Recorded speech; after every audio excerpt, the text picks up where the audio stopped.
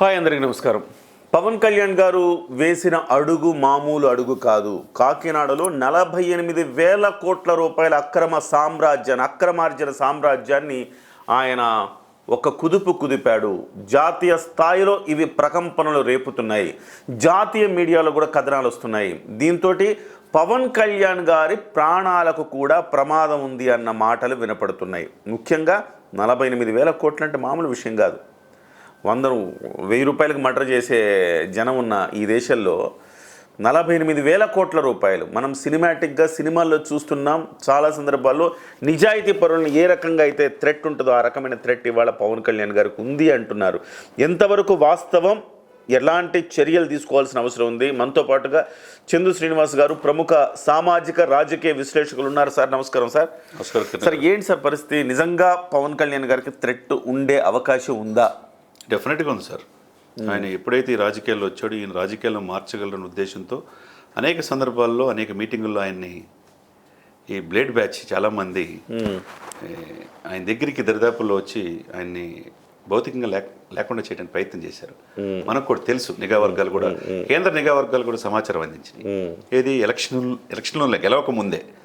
అంటే గెలిచిన తర్వాత ఆయన తీసుకున్న ప్రతి స్టెప్ కూడా చూడండి.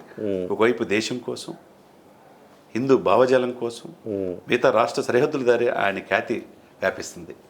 రెండో వైపు అక్రమార్కుల్ని పీచమని చేస్తున్నారు. మీరు చెప్పినట్టు దేశ భద్రతని గాలికి వదిలేశారు. ఆంధ్రప్రదేశ్లో పోర్టులే కేంద్రంగా అక్రమంగా గంజాయి కావచ్చు, ఎన్ని జరిగినాయో మనకు తెలుసు. ఇక బియ్యం, పేదవాడి బియ్యం కూడా వదల్లా. 48,537 కోట్ల రూపాయలు ఈ 3 సంవత్సరాల ఇది పరిధిలో జరిగిందంటే గత ప్రభుత్వంలో. మరి మీరు ఈ వేల కోట్లు సంపాదించడానికి అలవాటు పడిపోయిన ఈ యొక్క అంతర్జాతీయ స్మగ్లర్లు ఊరుకుంటారా? వీళ్ళు స్కెచ్ గీస్తున్నట్టుగా అత్యంత విశ్వసనీయ సమాచారం అది ఎందుకంటే ఇటువంటి వ్యక్తుల్ని మనం యుగానికి ఒక్కడు పుడతాడని మనం డిస్కషన్ చేసుకుంటాం. పవన్ కళ్యాణ్ రక్షించుకోవాల్సిన బాధ్యత ప్రతి పౌరుడికి ఉంది. ముఖ్యంగా ఈ దేశానికి, ముఖ్యంగా మోదీ గారికి, అమిత్ షా గారికి ఉంది. ఎందుకంటే దేశాన్ని ప్రభావితం చేసే రాజకీయ నాయకుల్లో టాప్ 5లో ఉండిపోయాడు ఇప్పుడు పవన్. దేశ రాజకీయాలు, దేశ భవిష్యత్తు కోసం పరితపిస్తున్నాడు. ఆయన్ని Z+ కేటగిరీ భద్రత ఇమ్మీడియట్గా కల్పించాలి. ఎందుకంటే ఆయనకి భయం అనేది లేదు. ప్రజల కోసం నేను నా రక్తపు చివరి బొట్టు వరకు ప్రజల కోసమే నా ప్రాణాలు పెడతానని చెప్పే వ్యక్తి ఆయన. స్వార్థం లేదు, రూపాయి సంపాదించాలనే యావా లేదు. ఇటువంటి వ్యక్తి, ఇటువంటి స్మగ్లర్స్, ఈ భూదందాలకి, ఈ డబ్బుకి, వేల కోట్లకి, లక్షల కోట్లు అలవాటు పడిన వాళ్ళు, దేశ సరిహద్దులు దాటి వ్యాపారాలు చేస్తున్న వాళ్ళకి ఈ అడ్డంకి ఎవరున్నారు ఇప్పుడు? ఒక వ్యక్తి పవన్ ఉన్నాడు.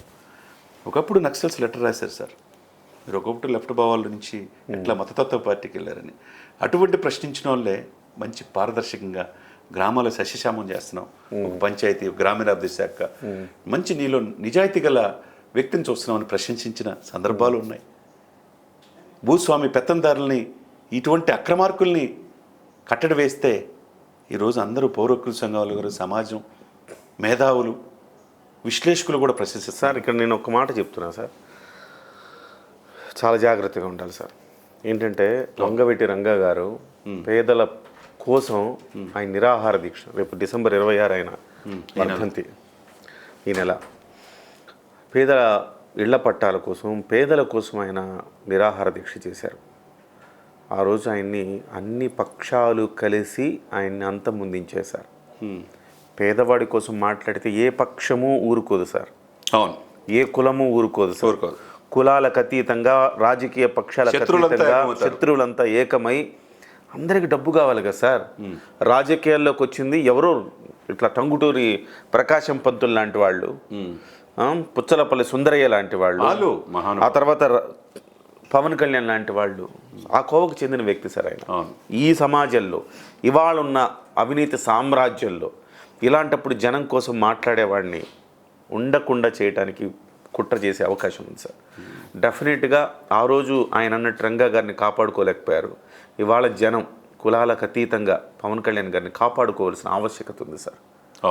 అటువంటి స్వచ్ఛమైన రాజకీయాలు చేసే వ్యక్తి, ప్రజల కోసం రాజకీయాలు రాకముందే 100 కోట్ల పైన దానాలు చేశాడు ఆయన. రాజకీయాలు వచ్చిన తర్వాత కూడా చేస్తూ ఉన్నాడు. ఎవడన్నా ఇస్తాడా సార్? ఎవడన్నా రూపాయి ఇస్తాడా? జగన్మోహన్ రెడ్డి గారు ఏ రోజైనా ₹1 కోటి సొంత వ్యాపార సంస్థ నుంచి ఇచ్చాడా? కోట్ల రూపాయలు సార్ పేద ప్రజల కోసం. అతను ఏదో సమాజం నిరంతరం ఈ సమాజానికి పేద ప్రజలు, పేద బడుగు బలహీన వర్గాలకి ఏదో ఈ సప్రెసర్ గ్రూప్స్, ఈ అణగారిన వర్గాలకి ఏదో చేయాలని తపన సార్. ఈ కులాల కలిపి సిద్ధాంతంలో సక్సెస్ అయ్యాడు. ఈరోజు ఈ దేశం మొత్తం అతని వైపు చూస్తుంది. అటువంటి వ్యక్తినే ఒకప్పుడు భగత్ సింగ్ గారు 23 సంవత్సరాలకే ఈ దేశం కోసం ఉరికమ్మాని ముద్దాడారు. అతని యొక్క స్ఫూర్తితో ఈరోజు రాజకీయాలు చేస్తున్నాడు ఆయన ఈ దేశం కోసం. అటువంటి వ్యక్తిని కాపాడుకోవాల్సిన బాధ్యత మనం చాలా జాగ్రత్త ఉండాలి. ఇప్పుడు కేంద్ర ప్రభుత్వం దీని మీద జోక్యం చేసుకోవాల్సిన అవసరం చేసుకోవాలి. ఆయన ఆల్రెడీ 3 లేయర్స్ భద్రత ఉంటుంది. మంచి సుభిక్షితమైన రిటైర్డ్ ఆర్మీ వాళ్ళు ఉన్నారు, అంతా ఉన్నది. మొదటి నుంచి ఆయన చాలా జాగ్రత్తగా ఉంటారు.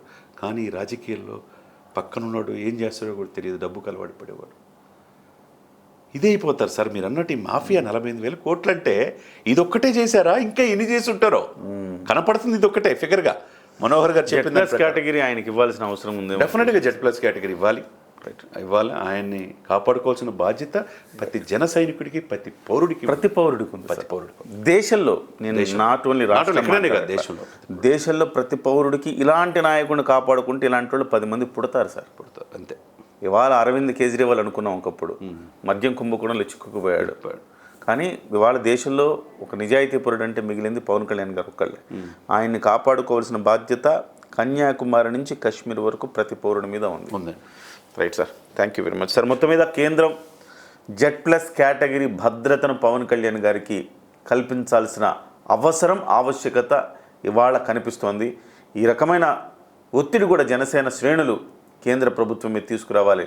ఆయన కోసం ఆయన అడక్కపోవచ్చు పవన్ కళ్యాణ్ గారు, కానీ జనసేన శ్రేణులు ఈ కూటమి ప్రభుత్వం ఆ రకమైన, ముఖ్యంగా చంద్రబాబు నాయుడు గారు జోక్యం చేసుకొని ఆ రకమైన భద్రత ఏర్పాటు చేయడానికి కేంద్రంతో సంప్రదింపులు చేయాలని మనం కోరుకుందాం.